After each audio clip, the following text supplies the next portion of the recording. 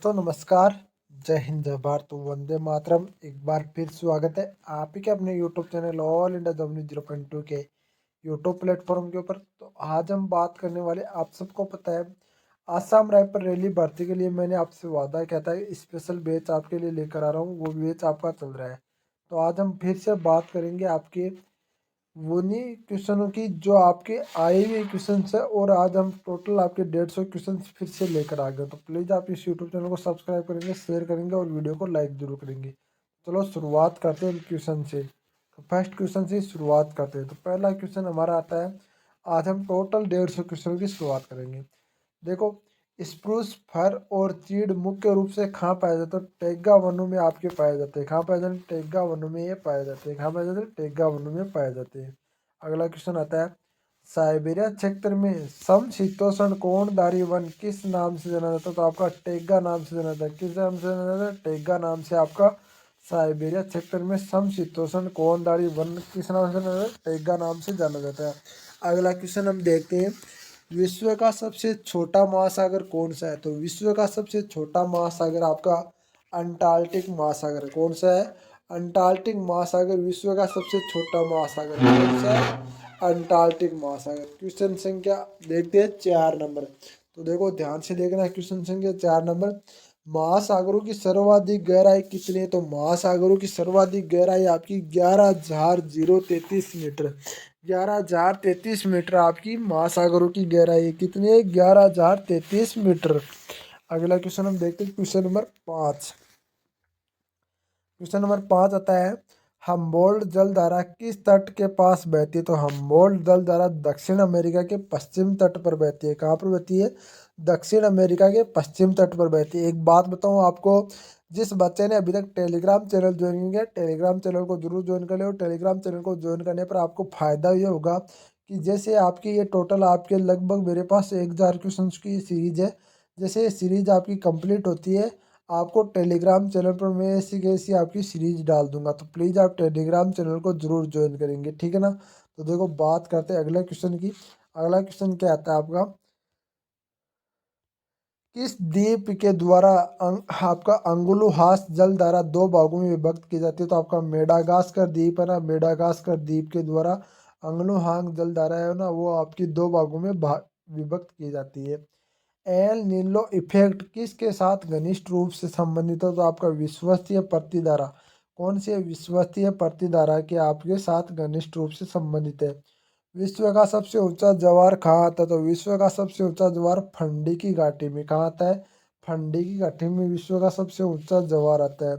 अगला क्वेश्चन हम देखते हैं, क्वेश्चन नंबर 9, महासागरों में उठने वाले ज्वार भाटा क्या कारण है? तो चंद्रमा के प्रभाव के कारण महासागरों में उठने वाले ज्वार भाटा का मुख्य कारण क्या है? चंद्रमा का प्रभाव। अगला क्वेश्चन हम देखते हैं, ज्वार भाटा की उत्पत्ति के संबंध में प्रागामी तरंग सिद्धांत का प्रतिपादन किसने किया था? तो आपका किसने किया था? विलियम बेबेल ने। किसने किया था? विलियम बेबेल ने किया था। किसने किया था? विलियम बेबेल ने। क्वेश्चन नंबर देखते हैं 11, भूगोल के लिए ज्योग्राफी का शब्द का प्रयोग सर्वप्रथम किसने किया था? यानी भूगोल के लिए ज्योग्राफी का शब्द किसने दिया था? तो आपका इंट्रोटोसिनिस ने। किसने दिया था? इंट्रोटोसिनिस ने दिया था, ठीक है ना। अगला क्वेश्चन हम देखते हैं, मेट्रोलॉजिया नामक पुस्तक की रचना किसने की थी? मेट्रोलॉजिया नामक पुस्तक की रचना किसने की थी? तो अरस्तु ने की थी। किसने की थी? अरस्तु ने आपके मेट्रोलॉजिया नामक पुस्तक की रचना की थी। बादलों की दिशा एवं गति मापने वाला यंत्र को क्या कहते हैं? तो आपका नेपोस्कोप। क्या कहते हैं? नेपोस्कोप। बादलों की गति और दिशा मापने वाला यंत्र को कहते हैं नेपोस्कोप कहते हैं। अगला क्वेश्चन देखते हैं, क्वेश्चन नंबर 14 आपका, ओपिसोमीटर का प्रयोग किस में किया जाता है? ओपिसोमीटर का प्रयोग दूरी मापने में किया जाता है। किस में किया जाता है? दूरी मापने के लिए ओपिसोमीटर का प्रयोग किया जाता है। उच्च तापमान के मापन हेतु किस उपकरण का प्रयोग किया जाता है? तो उच्च तापमान के मापन हेतु आपका पैरामीटर का प्रयोग किया जाता है। किसका प्रयोग किया जाता है? पायरामीटर का आपका प्रयोग किया जाता है। मानचित्र में वह रेखा है जहाँ दाब सम हो, क्या जे कहलाती है? आपका समदाब रेखाएं कहलाती है। कौन सी है? समदाब रेखाएं कहलाती है। कौन सी रेखा कहलाती है? समदाब रेखाएं कहलाती है। मानचित्र पर वर्षा का वितरण देखने के लिए किस रेखा का प्रयोग किया जाता है? आपका आइसो हाइट का प्रयोग किया जाता है। किस रेखा का? आइसो हाइट का प्रयोग किया जाता है। सूर्य और पृथ्वी के मध्य अधिकतम दूरी क्या होती है? तो सूर्य और पृथ्वी के मध्य अधिकतम दूरी 4 जुलाई को होती है। कब होती है? 4 जुलाई को होती है सूर्य और पृथ्वी के मध्य अधिकतम दूरी। अगला क्वेश्चन आता है आपका, ओलंपिपस मॉन्स सबसे बड़ा ज्वालामुखी कहाँ पर है? तो मंगल ग्रह पर। कौन सा पर है? मंगल ग्रह पर आपका ओलिम्पस मॉन्स आपका सबसे बड़ा ज्वालामुखी है मंगल ग्रह पर। सूर्य का प्रकाश धरती तक पहुंचने में कितना समय लेता है? तो 8 मिनट 3 सेकंड का समय लेता है। ये क्वेश्चन बहुत बार आ चुका है, ध्यान रखना। वहां पर आपको ऑप्शन भी ऐसे देंगे 8 4 8 5 8 3 8 2। तो क्या करोगे आपको? तो 8 3 आपको ऑप्शन करना है। नॉर्वे का अरात्रि के समय सूर्य कब दिखाई देता है? तो नॉर्वे में अरात्रि के समय आपका 21 जून को दिखाई देता है। कब दिखाई देता है? 21 जून को दिखाई देता है। किस गैस की उपस्थिति के कारण वरुण ग्रह हरे रंग का दिखाई देता है? मीथेन गैस की उपस्थिति के कारण वरुण ग्रह ना वो हरे रंग का दिखाई देता है। किस गैस के कारण? मीथेन गैस के कारण। पृथ्वी के कुल द्रव्यमान लगभग कितना प्रतिशत मेटल पाया जाता है? तो आपका 68% पर मेटल पाया जाता है, यानी 68% पर आपका मेटल पाया जाता है। पृथ्वी के 3 सेकेंडरी परतों के ऊपर दूसरी परत का नाम क्या है? तो आपका सीमा। क्या नाम है? सीमा नाम है। क्या नाम है? सीमा नाम है। क्वेश्चन देखते हैं 25। पृथ्वी के उत्तरी ध्रुव एवं दक्षिणी ध्रुव को मिलाने वाली रेखा क्या कहलाती है? तो आपकी देशांतर रेखा कहलाती है। क्या कहलाती है? देशांतर रेखा कहलाती है पृथ्वी को उत्तरी ध्रुव और दक्षिणी ध्रुव को मिलाने वाली रेखा। क्वेश्चन देखते फिर से आता है 1 नंबर। जिन खनिजों से चट्टानों की रचना होती है उनकी संख्या कितनी है? तो 20 है। कितनी है? 20 है। 20 संख्या आपकी है भाई। क्वेश्चन नंबर 2 देखते हैं। अवसादी सेलों का दूसरा नाम क्या है? तो अवसादी सेलों का दूसरा नाम है स्तरितीय सेल। कौन सा? स्तरितीय सेल है अवसादी सेलों का दूसरा नाम। आग्नेय चट्टानों किस श्रेणी की चट्टानों में रखा जाता है? तो आग्नेय चट्टानों को प्राथमिक चट्टानों में रखा जाता है। कौन से में? प्राथमिक चट्टानों में रखा जाता है। क्वेश्चन नंबर देखते हैं अगला। भूपृष्ठ का लगभग कितना अवसादी चट्टानों में से ढका? तो आपका 75% भूपृष्ठ का अवसादी चट्टानों में रखा है। कितना? 75% आपका अवसादी चट्टानों में रखा है। क्वेश्चन नंबर 5 देखते हैं। भूपृष्ठ का अवसादी सेलू का योगदान कितना है? तो भूमि की बनावट में आपका 10% योगदान है। कितना है? भूमि की बनावट में आपका 10% योगदान है। ये क्वेश्चन को वेरी मोस्ट लगा लो भाई, इस क्वेश्चन को वेरी मोस्ट लगा लो। क्वेश्चन संख्या देखते हैं 6। स्लेट और संगमरमर किस प्रकार की चट्टानें? तो आपका कायांतरित चट्टानें। कौन सी है? कायांतरित चट्टानें आपके स्लेट और संगमरमर की चट्टानें। कौन सी है? कायांतरित चट्टानें। बलुआ पत्थर किस में परिवर्तित होता है? बलुआ पत्थर आपका वेट क्वार्टर डाइज में प्रयुक्त होता है। कौन से में? क्वार्टर डाइज में प्रयुक्त होता है। खनिज तेल किस प्रकार की चट्टानों में पाया जाता है? खनिज तेल आपका प्राचीन स्तरित चट्टानों में पाया जाता है। किसमें? प्राचीन स्तरित चट्टानों में आपका खनिज तेल पाया जाता है। बेसाल्ट के रूपांतरण में किस चट्टान का निर्माण होता है? तो बेसाल्ट के रूपांतरण में आपका एफिम्योलाइट का निर्माण होता है। किसके कारण? एफिमोलाइट का निर्माण होता है। किसमें? एफिमोलाइट के निर्माण में। नीच चट्टान किस कोटि की है? तो नीच चट्टान आपका परिवर्तित। कौन सी है? परिवर्तित चट्टान है नीच चट्टान। क्वेश्चन नंबर अगला 11 आता है। सबसे प्राचीन चट्टान कौन सी है? तो सबसे प्राचीन चट्टान आपकी आग्नेय चट्टान है। कौन सी है? आग्नेय चट्टान सबसे प्राचीन चट्टान है। कौन सी चट्टानों की शक्ति एवं स्रोत सर्वाधिक होता है? तो अवसादी चट्टानों की शक्ति और स्रोत सर्वाधिक है। कौन सी की? अवसादी चट्टानों की। चूना पत्थर का रूपांतरित रूप क्या है? तो चूना पत्थर का रूपांतरित रूप है संगमरमर। कौन सा है? संगमरमर। अगला क्वेश्चन देखते हैं। आग्नेय चट्टानों में किससे बनती है? तो आग्नेय चट्टानें गर्म लावा के ठंड होने पर बनती है। किससे? गर्म लावा के ठंडे होने पर आग्नेय चट्टानें बनती है।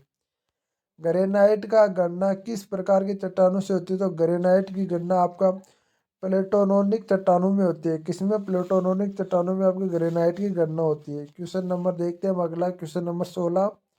भूगर्भ में विशाल आकार के गुंबदकार आग्नेय चट्टानों को किस नाम से जाना जाता है? आपका बेलोथोलिक के नाम से जाना जाता है। किसके नाम से जाना जाता है? बेथोलिक नाम से जाना जाता है। किस नाम से? बेथोलिक नाम से जाना जाता है। क्वेश्चन नंबर देखते हैं 17। मोहे स्केल का किसका मापन किया जाता है? मोहे स्केल आपकी चट्टानों की कठोरता का मापन होता है। किसके मापन होता है? चट्टानों की कठोरता का मापन होता है। जानवर, वनस्पति एवं सूक्ष्म जीवों के अवशेष किस प्रकार के चट्टानों में पाए जाते हैं? तो अवसादी चट्टानों में पाए जाते हैं। किस प्रकार की चट्टानों में?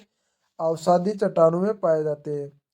क्वेश्चन नंबर 19 देखते हैं। कोयला किन चट्टानों में पाया जाता है? कोयला आपके परतदार चट्टानों में पाया जाता है। किस प्रकार की चट्टानों में पाया जाता है? परतदार चट्टानों में कोयला पाया जाता है भाई। क्वेश्चन नंबर 20 देखते हैं। पृथ्वी पर लगभग कितने प्रकार के खनिज पाए जाते हैं? तो पृथ्वी पर लगभग आपके 2000 प्रकार के खनिज पाए जाते हैं। कितने प्रकार के? 2000 प्रकार के खनिज पाए जाते हैं। क्वेश्चन नंबर फिर से एक आता है। भारत की मुख्य भूमि की तटीय लंबाई कितनी है? तो आपका 6100 किलोमीटर। कितनी है? 6100 किलोमीटर। ज्योग्राफी के क्वेश्चन है भाई सारे के सारे। भारत के किस राज्य की तटरेखा सबसे लंबी है? तो भारत के गुजरात राज्य की तटरेखा सबसे लंबी है 1200 किलोमीटर की। कितनी है? 1200 किलोमीटर की। अगला क्वेश्चन हम देखते हैं। सबसे लंबी तटरेखा में गुजरात के बाद किस राज्य का स्थान है? तो आंध्र प्रदेश का। किस राज्य का स्थान है? आंध्र प्रदेश का स्थान है। किस राज्य का? आंध्र प्रदेश का। किस राज्य की समुद्री तटीय सीमा सबसे छोटी है? तो गोवा राज्य की समुद्री तटीय सीमा सबसे छोटी है। कौन से की? गोवा राज्य की समुद्री तटीय सीमा सबसे छोटी है। भारत में कितने राज्य तटरेखा से लगते? तो भारत में 9 राज्य तटरेखा से लगते हैं। कितने राज्य? भारत के 9 राज्य तटरेखा से लगते हैं। कितने? 9 राज्य तटरेखा से लगते हैं। क्वेश्चन नंबर देखते हैं 6। दक्षिण में भारत के किस देश से अलग होता है? तो दक्षिण भारत से आपके श्रीलंका से अलग होता है। किससे अलग होता है? श्रीलंका से अलग होता है। अगला क्वेश्चन आता है क्वेश्चन नंबर 7। कौन सी खाड़ी भारत और श्रीलंका को अलग करती है? तो आपकी मन्नार की खाड़ी भारत और श्रीलंका को अलग करती है। कौन सी खाड़ी? मन्नार की खाड़ी आपकी भारत और श्रीलंका को अलग करती है। भारत पाकिस्तान के बीच में सबसे ऊंचाई पर स्थित युद्ध स्थल कौन सा है? तो आपका सियाचिन है। ये भारत पाकिस्तान के बीच हिमनद सीमांत क्षेत्र पड़ता है। हिमनद सीमांत क्षेत्र पड़ता है आपका सियाचिन। कौन सा आता है? सियाचिन आता है भाई। सियाचिन ध्यान रखना है। सियाचिन आपका, ठीक है ना? सियाचिन आता है भाई आपका। अगला क्वेश्चन हम देखते हैं। अगला क्वेश्चन आता है आपका। किस प्रदेश की सीमा सबसे अधिक राज्यों को छूती है? तो आपके उत्तर प्रदेश की सीमा है ना, वो सबसे अधिक राज्यों को छूता है। कौन सी? उत्तर प्रदेश की। उत्तर प्रदेश में कितने राज्यों से घिरा? तो उत्तर प्रदेश 8 राज्यों से घिरा। उत्तराखंड, हिमाचल प्रदेश, हरियाणा, राजस्थान, मध्य प्रदेश, छत्तीसगढ़, झारखंड, बिहार। उत्तराखंड, हिमाचल प्रदेश, हरियाणा, राजस्थान, मध्य प्रदेश, छत्तीसगढ़, झारखंड, बिहार, ये आपके राज्य जो उत्तर प्रदेश राज्य से घिरा है। एक बात बताओ भाई, यदि आप चाहते हो कि आपकी डेली करंट अफेयर्स की क्लास लगे तो डेली आपकी करंट अफेयर्स की क्लास आपको सुबह आपकी 7 बजे मिल जाएगी, क्योंकि 7 बजे आपका खाली टाइम होता है। तो 7 बजे आपको डेली करंट अफेयर्स की क्लास मिल सकती है। तो आप चाहते हो तो डेली करंट अफेयर्स की क्लास और विथ पीडीएफ आपको देने के लिए तैयार हूँ। आप चाहते हो कि डेली करंट अफेयर्स के 10 क्विज को डेली करंट अफेयर्स के करा दिए जाएंगे। मात्र 10 या 15 मिनट की क्लास होगी, जिसमें आपको 10 मिनट के करा दूंगा। यदि आप चाहते हो तो कमेंट कर देना। सारे बच्चे जो इस वीडियो को देख रहे हैं वो सारे के सारे कमेंट करेंगे, तब भी आपकी क्लास स्टार्ट होगी भाई, ठीक है ना? भारत में सर्वाधिक नगरों वाले राज्य कौन से? तो आपके उत्तर प्रदेश। कौन सा? उत्तर प्रदेश राज्य सर्वाधिक नगरों वाला राज्य है। भारत में सबसे कम नगरों वाला राज्य कौन सा है? तो आपका मेघालय। कौन सा है? मेघालय। जॉर्जिया दर्रे का निर्माण किस नदी पर हुआ? तो जॉर्जिया दर्रे का निर्माण आपका सिंधु नदी पर हुआ है। किस नदी पर हुआ है? सिंधु नदी पर आपका जॉर्जिया दर्रे का निर्माण हुआ है। शिपकला दर्रे का निर्माण किस नदी पर होता है? शिपकला दर्रे का निर्माण आपका सतलज नदी पर हुआ। कौन सी पर? सतलज नदी पर। कौन सा दर्रा लेह को श्रीनगर से जोड़ता है? आपका जोजिला दर्रा है ना, वो लेह को श्रीनगर से जोड़ता है। कौन सा? जोजिला दर्रा। भारत के किस महाद्वीप में स्थित है? भारत आपके एशिया महाद्वीप में स्थित है। किस महाद्वीप में स्थित है? एशिया महाद्वीप में स्थित है। भारत कितनी ओर से समुद्र से घिरा है? तो भारत 3 तरफ से। भारत के दक्षिण में हिंद महासागर, पश्चिम में अरब सागर और पूर्व में बंगाल की खाड़ी स्थित है। तीन तरफ से आपके समुद्र से घिरा है और चौथी तरफ में ये पाकिस्तान और चीन बैठे हैं भाई। तो कोई दिक्कत नहीं। वैसे तो भारत के हिमवीर ऐसे हैं, ये ऐसी सेना भारत के पास है जो पाकिस्तान और चीन तो क्या कोई भी आ जाए तो एक बार तो पीछे नहीं हटता। और भारत में जितनी सेना है उससे तिगुने बच्चे देश की सेवा करने के लिए बिना ट्रेनिंग जाने के लिए बिना ट्रेनिंग दिए देश के लिए बॉर्डर पर लड़ने को तैयार है। फिर भी आपको बता दूं सबका सपना पूरा होगा। जो इस वीडियो को देख रहा है ना वो तो सपना पूरा होगा ही होगा। तो प्लीज़ आपसे रिक्वेस्ट है चैनल को सब्सक्राइब जरूर करेंगे। उत्तर दिशा में भारत में स्थित है। भारत किससे घिरा है? हिमालय से। पूरे भारत का अक्षांश से विस्तार कितना है? तो 37 डिग्री सेंटी आपके 6 मिनट उत्तरी अक्षांश के बीच में स्थित है। कौन सा? 37 डिग्री 6 मिनट उत्तरी अक्षांश। भारत की सबसे लंबी बिंदु क्या है? तो सबसे उत्तरी बिंदु क्या है? तो आपका इंदिरा कोल जम्मू कश्मीर है। पर साइन पॉइंट या प्लेगिन पॉइंट किसे कहा जाता है? आपका इंदिरा पॉइंट को कहा जाता है। किसे? इंदिरा पॉइंट को। क्षेत्रफल की दृष्टि से भारत विश्व में किस स्थान पर आता है? तो 7वां स्थान आता है। और जनसंख्या की दृष्टि से भारत किस स्थान पर आता है? तो दूसरा स्थान आता है। ये जल्दी 1 नंबर होने वाला है क्योंकि इस मामले में हम पीछे नहीं हटेंगे। इस मामले में हम पीछे नहीं। क्वेश्चन नंबर देखते हैं 20। पार्सन पॉइंट या प्लॉगिंग पॉइंट किसे कहा जाता है? इंदिरा पॉइंट को कहा जाता है। किसे? इंदिरा पॉइंट को। क्षेत्रफल की दृष्टि से भारत विश्व में किस स्थान पर? तो 7वें स्थान पर है क्षेत्रफल की दृष्टि से। अगला क्वेश्चन आएगा वो देखना भाई। जनसंख्या की दृष्टि से भारत विश्व में कौन सा स्थान पर? तो ये दूसरा स्थान है। तो बहुत ही जल्द ये फर्स्ट स्थान पर आने वाला है। बहुत ही जल्द ये फर्स्ट स्थान पर आने वाला, बहुत बड़ा योगदान है भाई। विश्व की 30% क्षेत्र में किन राज्यों में आपका समाहित है? तो मध्य प्रदेश और महाराष्ट्र। भारत के 30% क्षेत्र है ना वो आपकी 30% क्षेत्र किन राज्यों में समाहित है? मध्य प्रदेश और महाराष्ट्र में। कर्क रेखा भारत का कहाँ से गुजरती है? कर्क रेखा भारत के बीचों बीच 8 राज्यों से गुजरती है। किन से? 8 राज्यों से गुजरती है। भारत की आकृति कैसी है? तो भारत की आकृति आपकी त्रिभुजाकार न होकर चतुष्कोणीय है। कौन सी? चतुष्कोणीय है।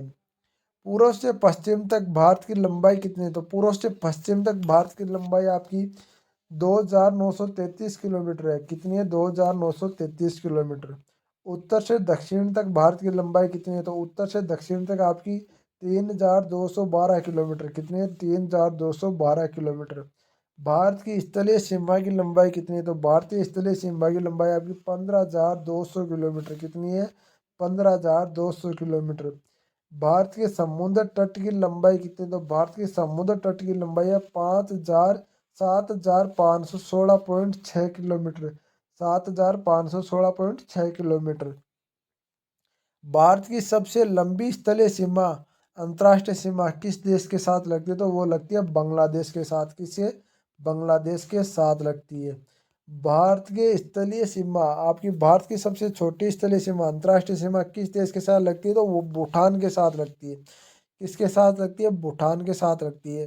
भारत का क्षेत्रफल कितना है? तो भारत का क्षेत्रफल है 32,87,263 वर्ग किलोमीटर। 32,87,200 वर्ग किलोमीटर।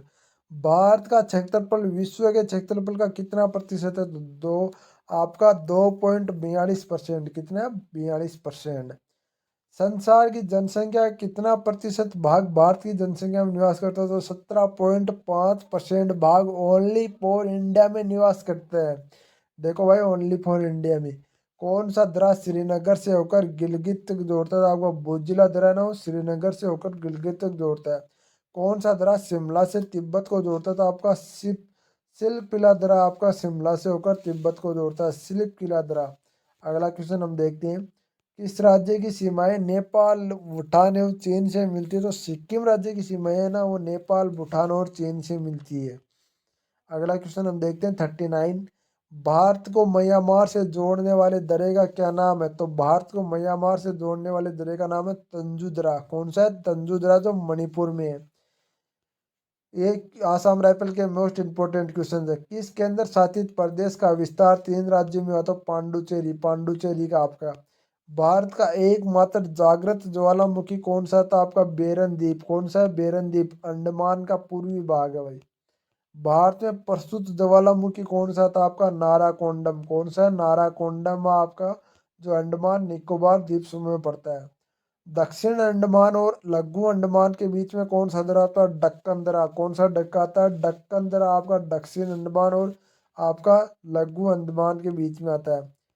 पोस्ट बिल आपका बिलियर कहाँ स्थित है? तो दक्षिण अंडमान में। कौन स्थित है? दक्षिण अंडमान में। अगला क्वेश्चन हम देखते हैं, काको स्ट्रेट कहाँ स्थित है? काको स्ट्रेट म्यांमार और उत्तरी अंडमान के बीच में स्थित है। कौन कहाँ पर स्थित है?